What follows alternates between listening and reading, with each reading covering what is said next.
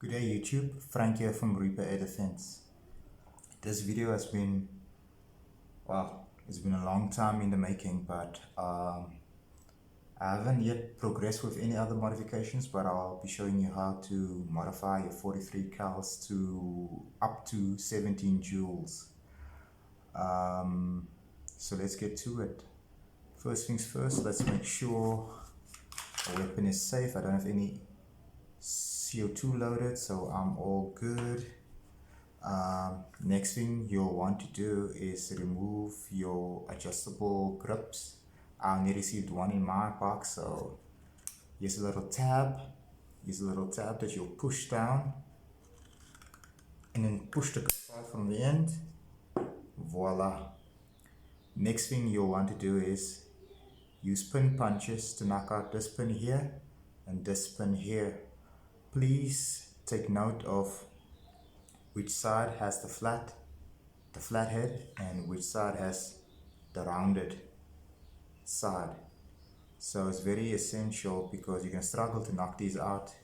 It's always good to knock them out from the round end because on the flat side is where all the knurling has been machined on. So let's knock these out from the round end. If you don't have pin punches, please do use any flattened drill bit or rod that you have that you can utilize. I'll be doing mine off camera because this table is not stable to work on. So let me do this off camera and we will return to the next step.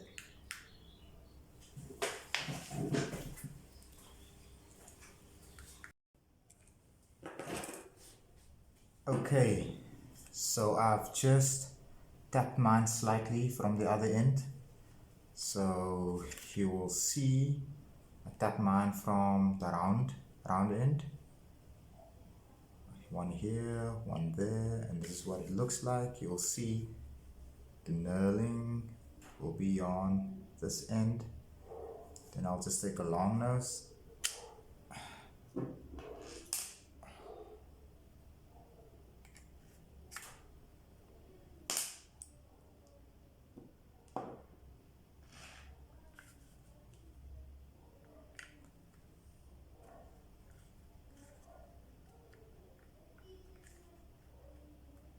Just push from this point up.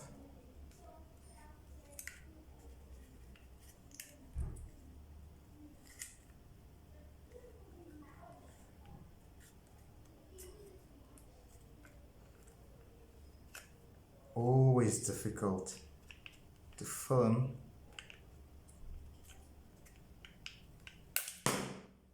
There we go. This is all that's in your lower. Not much. Don't lose your. There will be one spring in here. There will be two springs, one for the magazine and one for the empty chamber. So let's put that aside. This is for your recoil. I'll get it the spot. So this is what we are left with. Next, what you would want to do is cock your slide all the way back, press slightly on the hammer,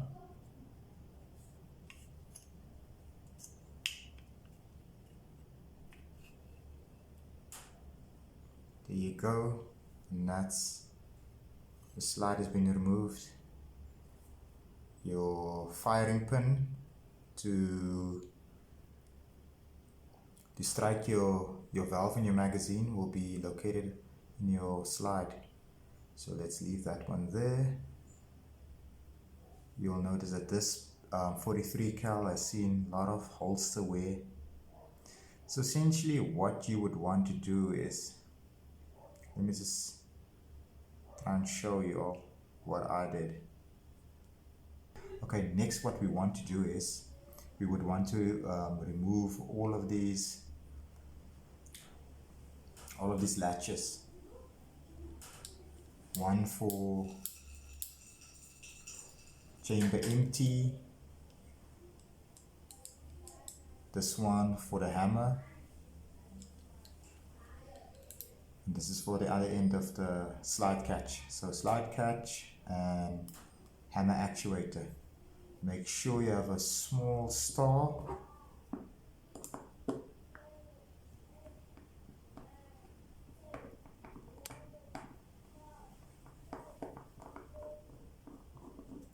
I find it useful to work on a white tabletop because I'll just end up losing all of these small latches, screws.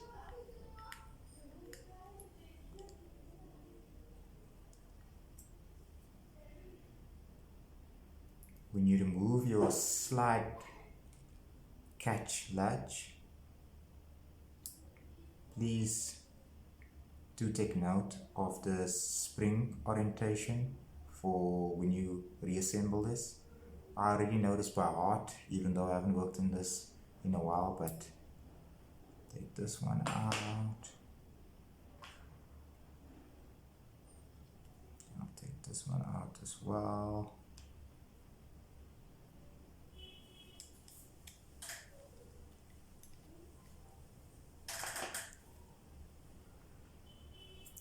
So next step, what we want to do is we want to remove the hammer, because what I end up doing was I drilled and tapped the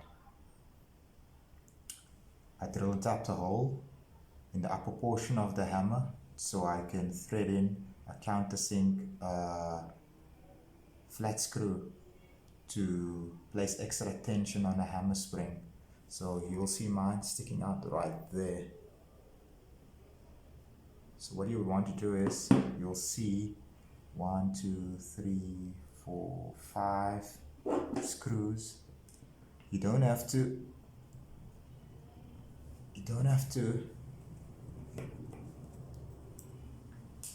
unscrew all of them. What we want to do is just create enough gap to release the hammer.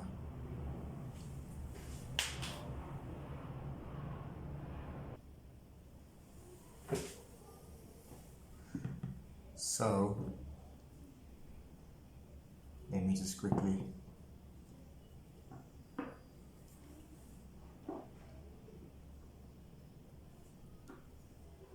depress release the tension of my hammer.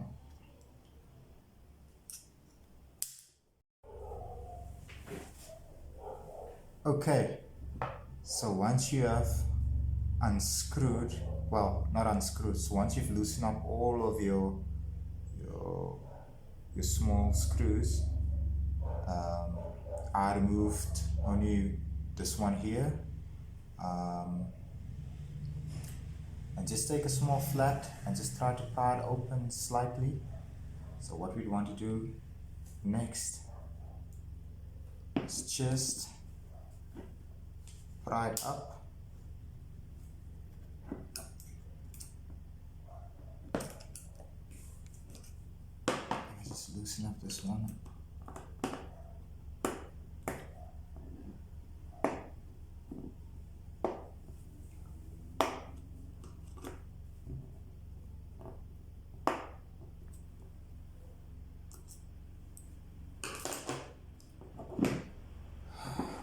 Okay, just pry it open, and there your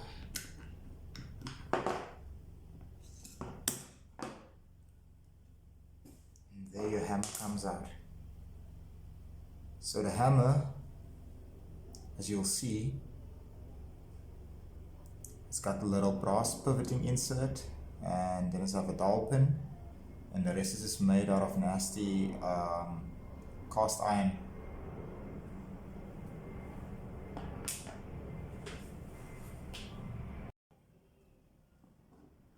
So once you have your hammer out,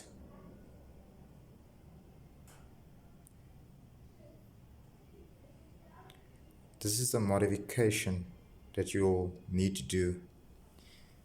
You'll basically, I'm not going to remove all of this. So the easiest way is this spring. Let me take my flathead screwdriver. So this spring here, that is held in place by the groove of the countersink M3 screw, will be in this ridge here on top.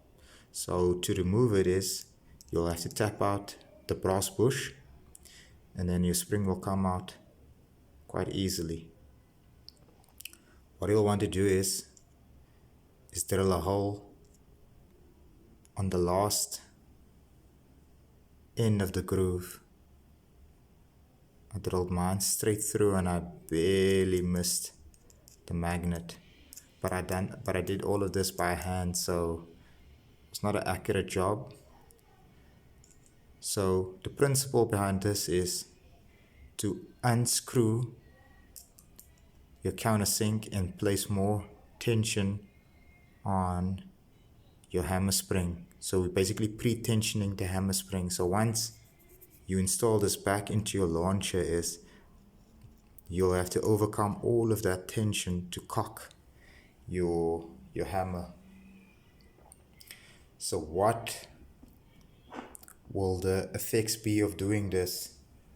Please note, you will have to reverse this assembly, otherwise your slide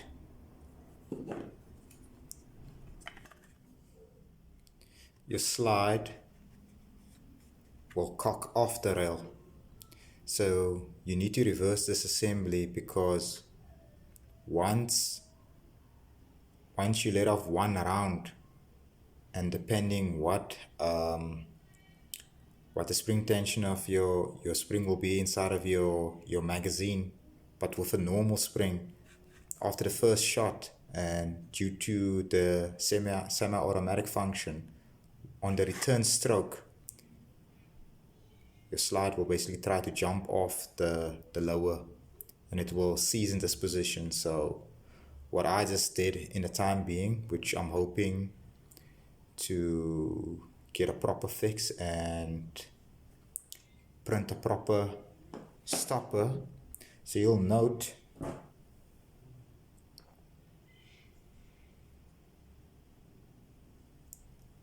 so this little rubber insert here, I've just reversed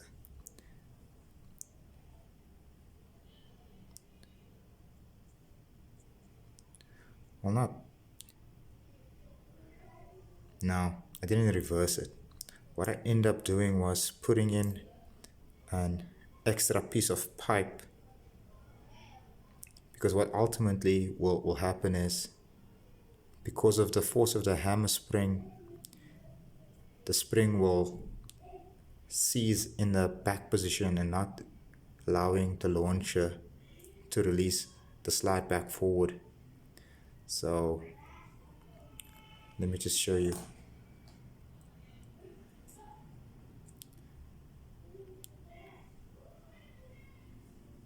So I just end up using a piece of pneumatic pipe just to allow my slide to work, because as you can see here, this is tapered. So once the spring bottoms out here, it just kind of allows the slide to seize in the back position.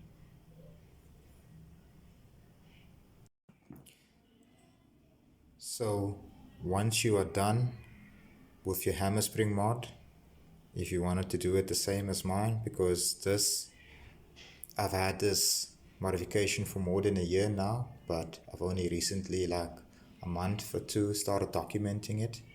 I'm still not done with it, but for everybody that's asking what's the reliability of this modification, it's quite reliable, but then again, I don't fire this as often as I should. So assembly is the reverse of this assembly, and please remember I said reverse, but what I actually meant to say is just to add a piece of, this is what I did. I took a piece of pneumatic pipe, kind of open up this rubber insert, because we want to prevent the spring from seizing on this chamfer. So that's what that mod is for. And then again, how long have I had this piece of pipe in? I've had it in for more than a year as well. So it is just to prevent the slide.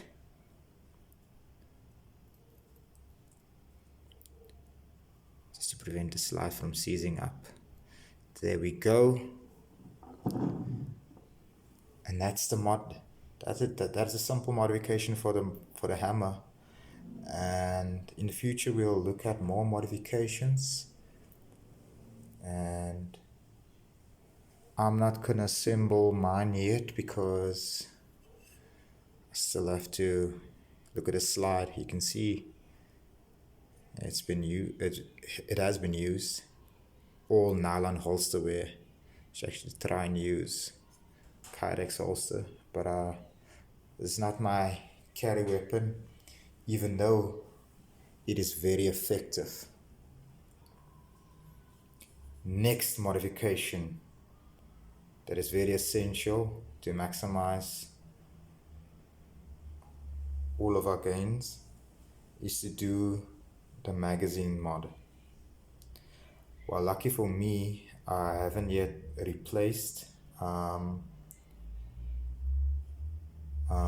the O-ring in the phosphor bronze cap, so we'll be doing this shortly. I'll be back.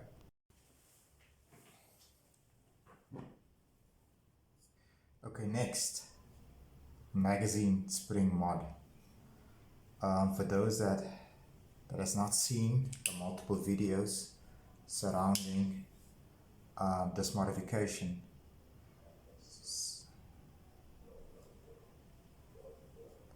Reaper Air Defense channel will show you how to do it. So the principle behind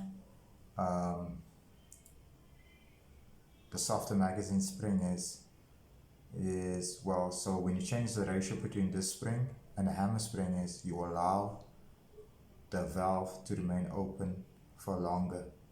So the time that the valve spends in its open position has been increased. So it's also cool if you put in the shorter spring, I think from air gun funners. So I've got my own spring in here, so I don't know what would the gains be by using the same spring that they've used, but I've used a different kind of spring. So just to cut all of my jibber jabber short. So this is how you do this. You firmly press down this little magazine end cap. Just be careful of the spring tension if your magazine is not empty like mine. I always use the harder spring, so let me quickly release all of my ammo.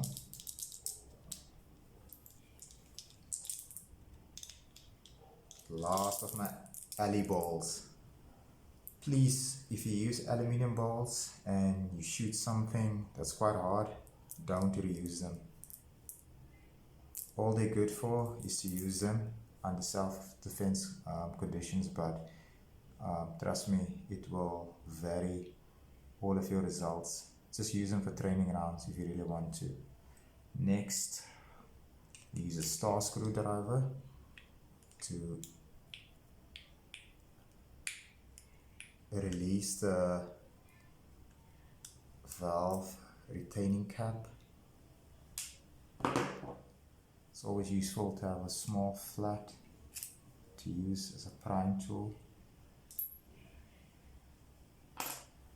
Remove the rubber. Next, to prevent yourself from spoiling, there's two notches for you to remove the bronze, or in engineering what we use for self-lubricating is phosphor bronze. I end up using external circular pliers, and I just rounded off the edges to suit my cap. So this is what I do.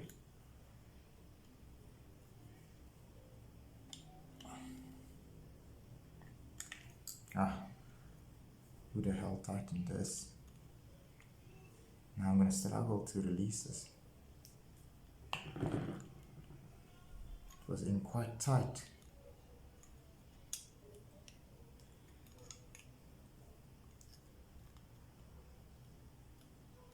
Wait, let me finish this off camera, then I'll get back. So once you've loosened up your cap, please take note of all of the components. Currently my cap is leaking due to age, so this is what you'll be left with.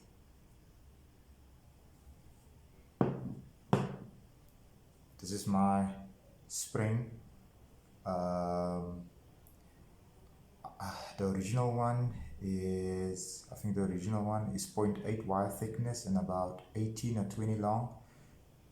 This one is 13 mils long, and it's I haven't measured the wire thickness yet, but this is what I use. I'll give you the wire thickness in a moment.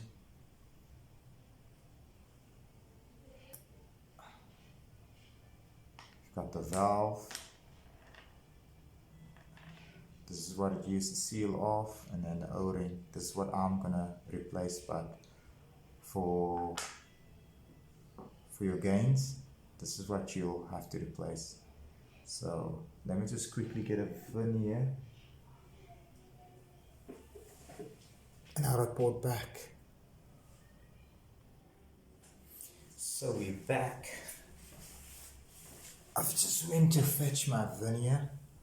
So if you want to replace your magazine spring and follow the exact same modifications I did, this valve spring free length is 12.5 to 13 mils, but I think mine has got some wear. So 13 mils will be your free spring length, and the wire thickness is 0.7. So we're moving away from 0.8 to 0.7.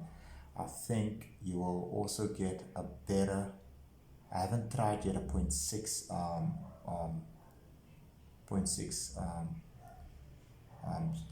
wire spring thickness. I was just trying to figure out if it will work, but I'm sure it will work, and this will ultimately perhaps boost, if you're lucky using the correct ammo, to maybe 18-19 joules. So with the aluminium rounds, I got a high of a 17, one high of a 17 joule, but I'm sure if you use something like rideballs.com, like the 43 cal, I think it's 2.2 grams, you'll get a higher reading. So same as always, assembly is the reverse. So valve spring, sealing cap. Before you insert it and before you thread it back in, just make sure to lube up this O-ring again with some silicone grade silicone based oil. Sometimes at the bottom is an O-ring as well with a washer to prevent the valve spring from eating away at the other O-ring inside here. So here it is. This is a spacer, and you have another small thin spacer. Now my screwdriver is magnetic. So you have another O-ring to keep your stock spring. Your stock spring will be slightly tapered, so what this spring does here is keep everything centered, but As your spring will wear, I've just got rid of mine. I'm not telling you your subscribers to do the same, but this has worked for me, so I just kind of got rid of it because as the spring wear, it will only clamp on one side, so I've kind of removed mine. So this is how you modify the 43 cal. Please keep me posted on your results, and any questions, please leave a comment, or if you need some extra help, you can WhatsApp me or reach out to me on info@reaperaddefense.co.za. Yeah, that's it from me. Frank signing off. Until the next one.